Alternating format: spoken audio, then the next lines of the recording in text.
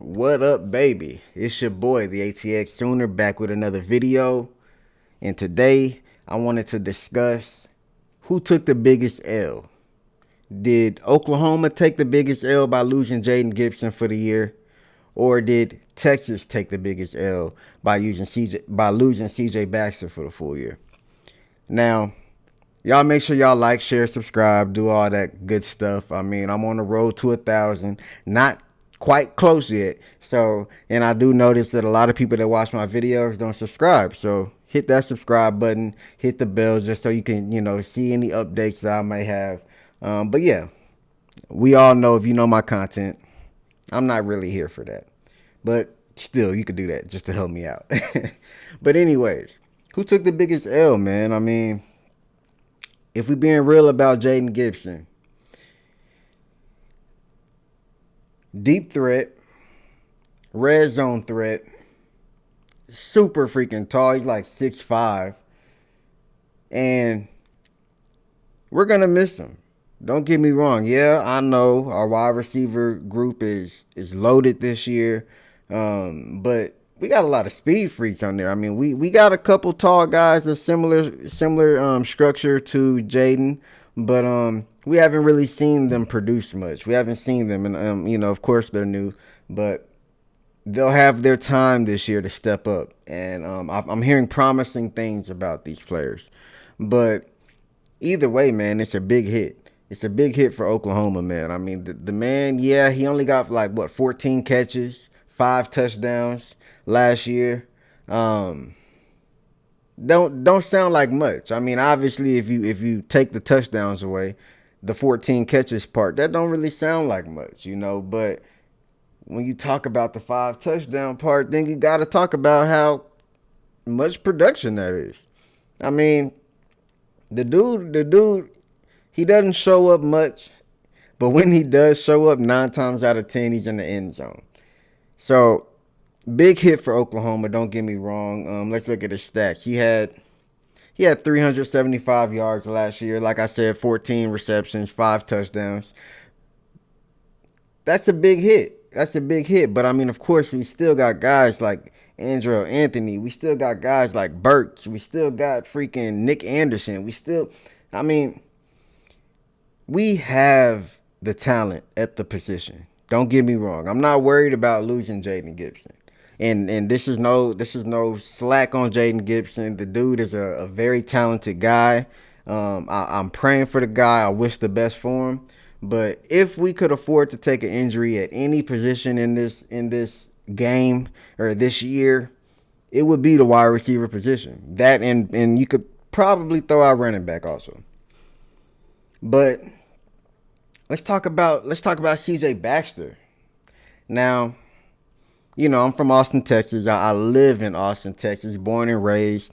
How did I become a Sooner? A lot of people don't know, but hey, you gotta be a diehard to live down here, especially wearing hats like I got on right now. But anyways, that's besides the point. That doesn't matter. CJ Baxter is somebody Texas was looking to take over. Somebody Texas was looking to be their premier back this year. You can't say that about Jaden Gibson. I mean, don't get me wrong. He had high expectations for Oklahoma. Don't get me wrong. But if you are to compare the two, the expectations for CJ Baxter is nowhere near the expectations for Jaden Gibson this year. I was talking to a Texas fan today. I asked him, who are y'all gonna replace him with? Who's y'all's next guy up? He said, "Man, I don't know." He said, There's some guy, he couldn't even think of the last name, and I didn't do any research. I'm not finna look at it, but it is what it is. It just shows you how important that loss was to him. But again, if I'm comparing the two, C.J. Baxter had 5 touchdowns just like Jaden Gibson did. C.J. Baxter, only difference is he carried the ball for over 130 times. He had over 600 yards rushing last year, and he wasn't even the premier back last year. So, and don't get me wrong, they definitely shared carries. It was kind of a duo, but Texas is probably gonna have to come up with some they're gonna have to work some magic this year. But I'm not gonna lie, when it comes to the mindset of Sark, and this is probably one of the only positive things I'll ever say about Texas. But either way, man, Sark is an offensive genius. And that running back position, we know, look at the NFL. I mean, it's kind of like just put somebody back there. They'll get something done.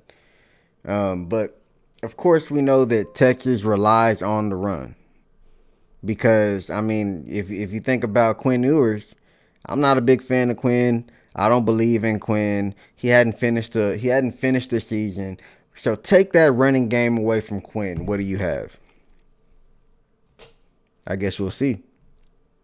But I do know that take Jaden Gibson away from Oklahoma, and you probably have like 5 guys ready to step up, and you won't lose. I don't think you'll lose sleep with that loss. Don't get me wrong, and I hate saying that type of stuff because I feel like I'm saying Jaden Gibson isn't important. No, don't ever take it as he's not an important player. Jaden Gibson is a phenomenal athlete. He's one of those guys where he steps on the field, you got to look at that guy. Who is he? Is he a wide receiver? How the hell am I going to jump higher than him? I can't even jump his height. So don't get me wrong, man. It's a tough hit for Jackson Arnold, especially brand new quarterback, first year starting. I mean, we need all the help we can get when it comes to that receiver group, but we are loaded. We are loaded at receiver, and I don't think that's something that you can really say about Texas.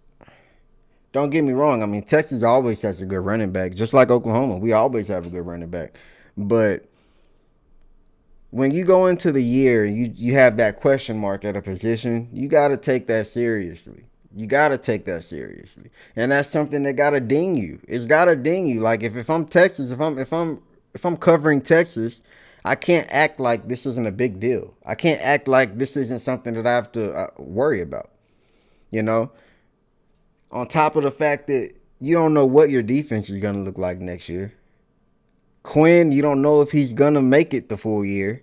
Arch, he hadn't even played before, so he's a question mark. Yeah, we have high expectations for the guy, but it's a lot of question marks now when it comes to this Texas team.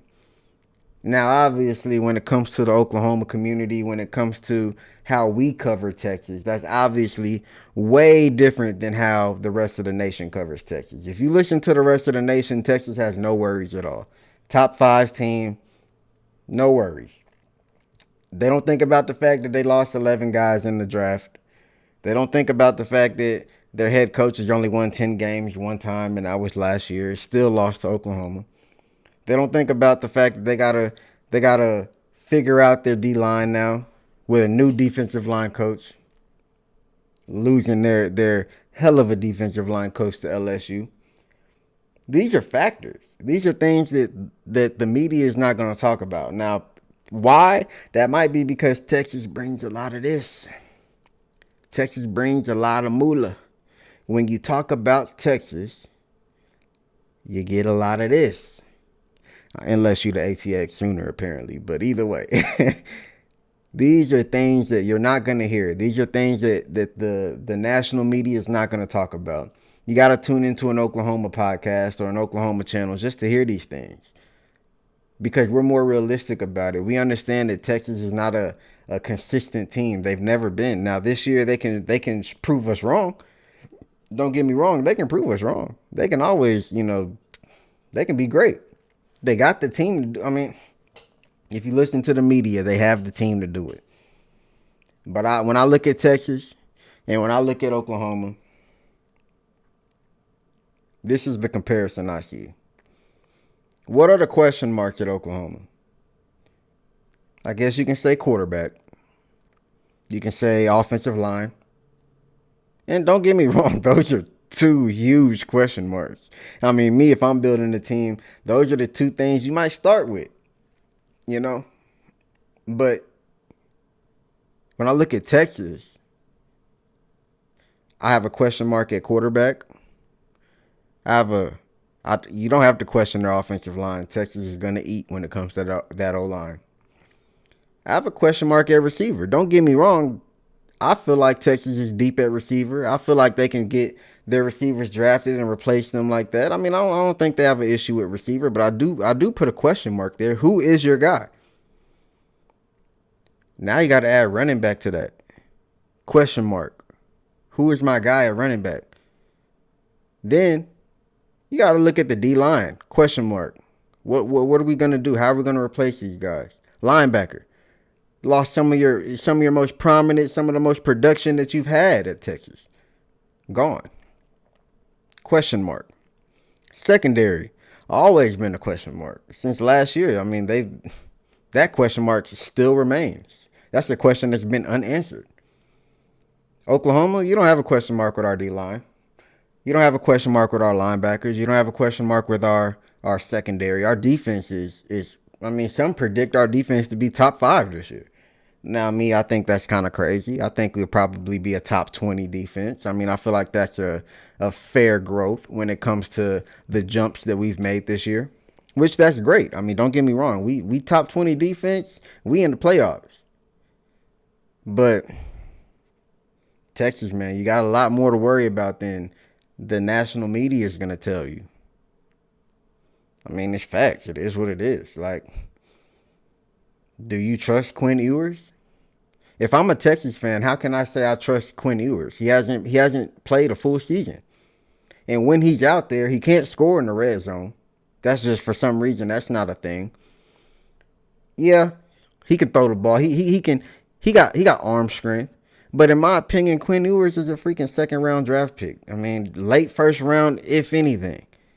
I'm putting him second round. He does not, and honestly, I mean, if he gets hurt this year, then he might not even be a top. He might not be he might go in the back half of the draft.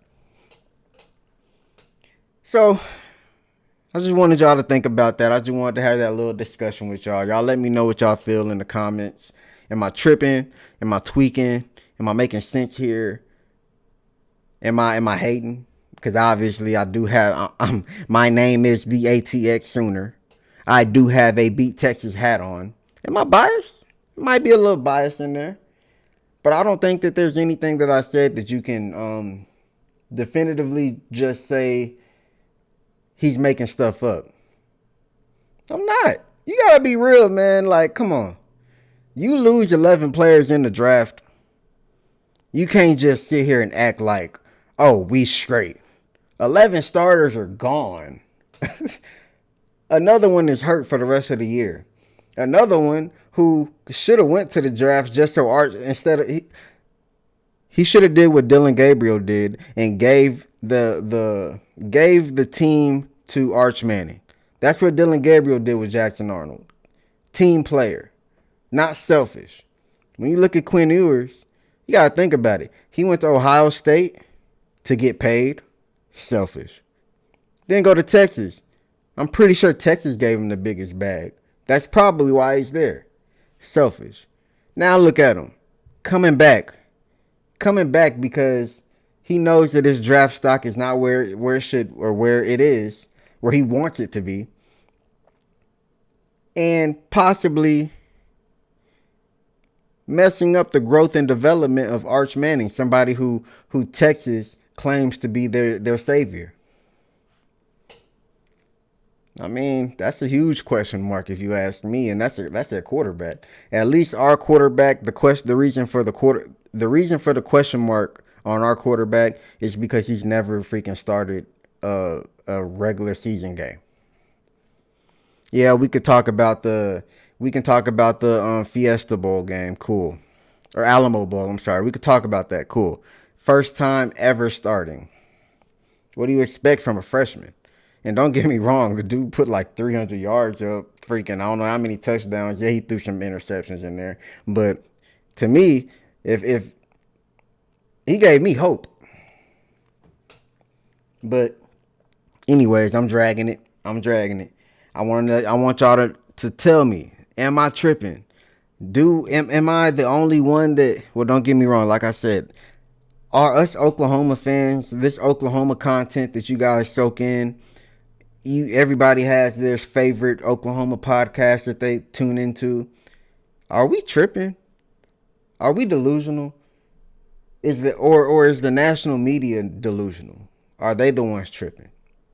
Again, I think Texas took the biggest L when it comes to losing C.J. Baxter. He put more production on the field when it comes to what they asked him to do. And yeah, Jaden Gibson, that's a big loss. But the man caught 14 touch. He caught 14 passes for us last year. It's not a catch a game. 5 touchdowns, that matters.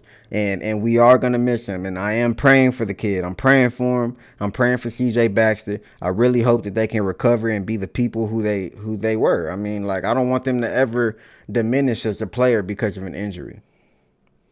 But be real, man. Texas took the biggest L here. But we'll see. Y'all let me know in the comments what y'all feel. Like, share, subscribe, hit that bell. We on the road to 1,000. I'm a long way away from it. So please hit that like, hit that share, hit that subscribe button so we can get this following up. And yeah, man, we trying to get right for the season next year. But that's my take on it. Y'all let me know what y'all feel. I ain't a hater though. I'm not a hater, man. That's not in my DNA. It's not in my DNA. Bye.